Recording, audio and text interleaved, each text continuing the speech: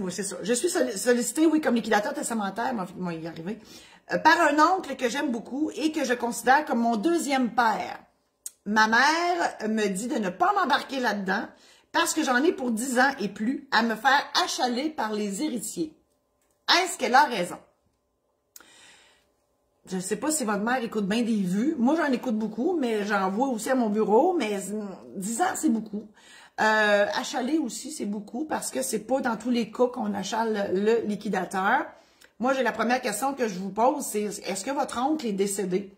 Parce que tant qu'il ne l'est pas, la question se pose même pas parce que le testament de votre oncle, il va s'ouvrir qu'à son décès et la nomination de liquidateur va s'ouvrir aussi à ce moment-là.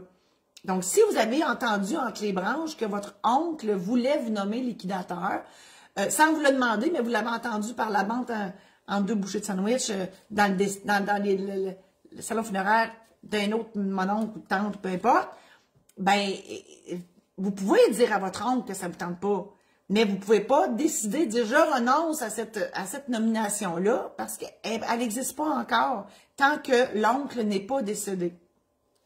Quant à la durée d'un règlement de succession, écoutez, ça dépend si votre oncle a beaucoup de biens, ça dépend s'il y a beaucoup d'argent, ça dépend d'un paquet d'affaires. Mais moi, je serais bien curieuse que ça dure 10 ans. Moi, à ma connaissance, ça fait 30 ans que je pratique. J'ai jamais vu un règlement de succession durer si longtemps, sauf s'il y a des enfants mineurs, parce que des fois, on lègue de l'argent à des enfants mineurs, puis on dit qu'ils vont toucher à ça à 25 ans.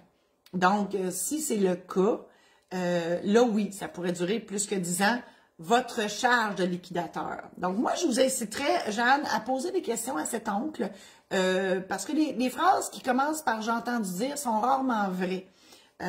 Donc, ça serait bien d'aller vous asseoir avec l'oncle, et s'il est encore en vie, et de lui faire part de votre désir de ne pas, ou à tout le moins d'y poser des questions pour savoir, ça va être long cette affaire-là, puis c'est quoi que vous avez allégué, puis blabla, puis bon, voilà. Si vous êtes à l'aise, bien sûr, à lui poser la question. Et de toute façon, et si l'oncle est décédé, bien, vous pouvez renoncer à cette charge-là. Vous n'êtes pas obligé de prendre ça si ça ne vous tente pas. Et la question à se poser, c'est est-ce que vous allez être capable de dormir en refusant cette charge-là? Ou au contraire, est-ce que vous allez dormir parce que vous avez refusé cette charge-là? Voilà.